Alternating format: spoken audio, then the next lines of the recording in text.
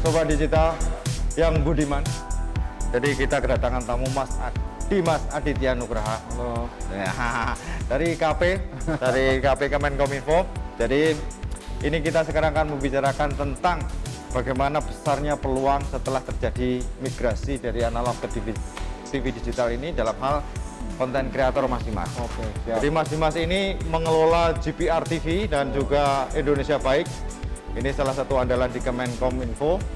Jadi itu kita mau lihat sebagaimana praktek kebutuhan atau misalnya lapangan yang terbuka luas untuk kita semua. Nah, mungkin Mas Dimas bisa cerita bagaimana pengelolaannya. Makasih, Silakan, Mas ya. Sarah. Jadi kalau ngomongin yang besar-besar saya senang nih karena besar. Suara yang besar. Ya. Jadi gimana sih peluangnya? Jadi saya mau cerita sedikit sih tentang pengalaman ngelola televisi pemerintah ya. Kebetulan kami punya kanal namanya GPR TV. Sekarang masih bersiaran di satelit kebetulan. Karena dari regulasi belum bisa bersiaran. Nah, kami tuh dulu berpikiran ketika mau ngelola TV itu pasti defaultnya padat modal, padat karya gitu kan. Kemudian banyak SDM-nya, Yes. infrastruktur ngebangun, Iya. mahal Mas. Iya. Jadi udah nggak kebayang aja. Ya. Cara kalau mau bikin TV, aduh ngebangun dari ininya, itunya, orangnya banyak, SDM-nya banyak, dan sebagainya. Ya. Itu pasti biayanya tinggi sekali. Iya. Namun dengan sekarang ya, kami tuh percaya nggak percaya bisa ngelola itu dengan sederhana. Jadi kalau ada orang yang bilang dulu content is the king, Yes. itu beneran. Kita beneran jadi content is the king. Jadi cara kerja kami adalah, posisi TV kami itu adalah TV agregator. Setiap instansi pemerintah Ya. pasti memproduksi konten Oke. audiovisual gitu ya. Ada yang teks, grafis, audiovisual. Kita nggak bilang audiovisual ya. Mereka pasti punya resource, orang atau budget untuk memproduksi konten audiovisual tadi. Ya. Tugas kami di sini adalah mengagregasi. Kita ngumpulin. Kalau jadi sambil sekali dayung 2-3 pulau terlampaui ya. Siap. Kita ngumpulin, mengagregasi supaya orang tahu. Kan kadang-kadang kita bingung kalau misalnya mau cari konten pemerintah itu di mana sih? Yes. Kalau nggak di search engine, cari di YouTube mungkin sekarang Ya. Tapi semua tersebar. Yes. Ya. Kita berpikir ini aset yang harta yang luar biasa. Konten-kontennya banyak banget dan tersebar. Kemudian karena positioning kami TV agregator, kita ngumpulin. Nah, percaya atau tidak, ternyata kami menemukan ada 900-an lebih akun YouTube yang dikelola oleh instansi pemerintah pusat dan daerah. Iya. Jumlah kontennya 4.000 lebih. Waduh. Dari mulai konten yang iklan layan masyarakat 15 detik, 30 detik, 60 detik. Iklan konten untuk medsos yang 1 menit, 3 menit. Paling panjang sekarang ada web series 9 menit, 15 menit gitu kan. Memang masih jarang yang konten untuk 30 menit atau 1 jam untuk untuk TV ya, untuk tayangan TV. Tapi sudah mulai banyak dengan podcast, talk show, sederhana gitu ya. Kayak kita bikin kayak gini kan, sederhana gitu ya. Kita cuma 2 orang narasumber, kasih kamera, jadi itu barang. Oke. Terus kemudian kasih TV, jadi kelihatan kayak belakang background cakep tuh. Iya. Nah itu 4.000 konten Mas, 4.000 video, sudah banyak.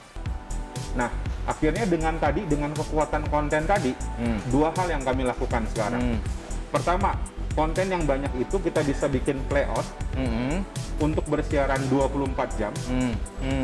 Untuk siaran TV 24 jam itu jumlah kontennya luar biasa banyak Mas. Iya. Bayangkan kalau 24 jam, konten 30 menitan aja, berarti ada 48 program yang harus dibuat 1 hari untuk 24 jam. Bayangkan kalau setahun, berapa konten yang dibutuhkan, banyak sekali gitu. Iya. Itu yang pertama, kami dengan 4.000 konten tadi, dari instansi pemerintah pusat daerah, bisa bikin playout 24 jam. Yang kedua, cara nonton TV orang sekarang kan beda ya. Mereka nontonnya milih-milih, kayak video on demand gitu ya. Yes. Saya mau nonton yang ini Dia kalau saya mantengin TV yang 24 jam itu, jam 7 kelewat, aduh saya mau nonton di mana kan nggak gitu. Nah sekarang dengan ada internet dan sebagainya, saya bisa nonton di YouTube, saya bisa milih OTT ya, over the top, bisa milih konten dan sebagainya. Sekarang seperti itu. 4.000 itu database yang luar biasa. Satu, kita bisa melayani orang yang nonton TV-nya katakanlah konvensional 24 jam tadi, atau kita bisa bikin database konten audiovisual yang orang bisa milih. Kekuatan konten tadi itu luar biasa. Nah, karena ini benar-benar saya bisa ngerasain konten is the king. Jadi dengan punya banyak konten tadi, kita bisa konvensional punya TV bisa, kita bisa bikin jadi cara menonton yang digital juga boleh. Nah, terus kemudian ketika melola, gimana tuh kita keluar budget apa enggak? Nah dengan yang sekarang ini kan kita kalau misalnya ngelola TV nggak usah bangun infrastruktur dan lain sebagainya. Apalagi ada apa namanya digital ya, digitalisasi ASO. Kalau dulu mau bikin TV mah orang bangun infrastrukturnya, ada isu investasi infrastruktur, SDN-nya berapa, kantor daerah dan lain sebagainya. Sekarang udah enggak. Kita cuma butuh punya konten, bikin playout, sewa multiplexingnya. Apakah kita berkumpul bersama komunitasnya, atau mau jadi swasta, bebas aja gitu kan ya. Karena sudah ada skema-skemanya. Kita punya konten tapi kita dari komunitas A, B, C bisa. Yang penting ayo kontennya bisa nggak siaran sampai 24 jam tadi. Quantity konten.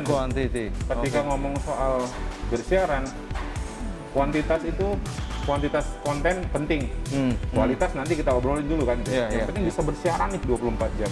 Kuantitasnya itu besar. Cakep itu ya. Cakep. Wes. Setuju saya. Jadi ini jadi ada peluang sebesar Mas Dimas ya ini. Jadi benar mulai dari konten, kalau yang bisa dipelajari dari omongannya Mas Dimas ini adalah satu, itu berarti mulai dari konten. Yang kedua ada model agregator. Jadi dia ngumpul-ngumpulin. Nah, kalau kalian misalnya punya komunitas, ini akan peluang yang besar kalau masing-masing bisa memproduksi, itu tinggal kumpulin aja, nanti bisa punya stasiun TV, nggak hanya beli TV, tapi punya stasiun TV juga ya. Siap. Sekarang itu kan TV ya, yang punya investasi apa namanya, yang sekarang konon katanya hampir 700-an Mas ya. 700-an TV banyak sekali, mungkin yang paling banyak. Tapi kan ibaratnya ini dengan sekarang ada ini, kalau dulu kita nggak punya modal, suara kami yang komunitas-komunitas yang kita pengen tayangannya, tayangannya harus ada pendidikannya dong. Kami dari komunitas kesehatan pengen dong tayangan-tayangan yang mendidik, mencerahkan, terus kemudian memberdayakan, terus kemudian ada nasionalisme gitu kan ya. Itu pengen dong konten-konten yang seperti itu. Masa melulu konten-konten yang demikian dan demikian gitu.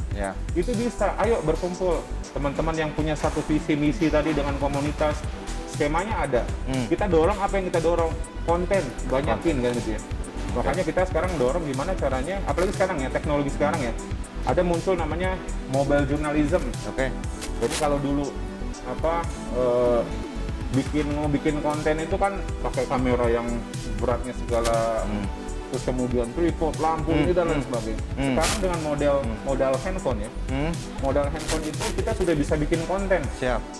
Namanya mobile journalism tadi.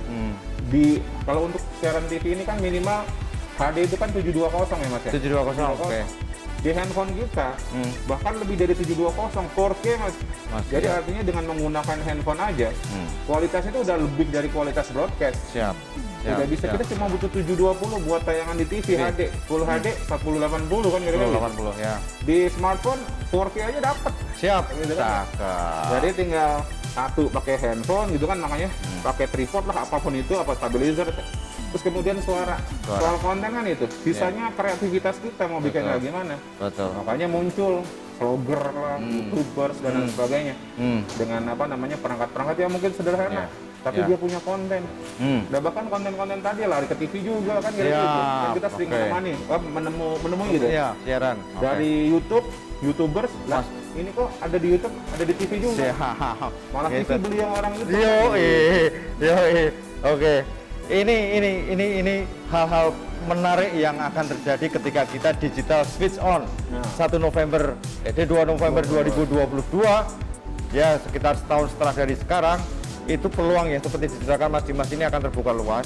Jadi sudah saatnya kita bersama mendukung migrasi televisi analog ke digital, karena bersih gambarnya, jernih, suaranya canggih, teknologinya, dan peluangnya sebesar Mas Dimas. Sampai ketemu lagi di era digital.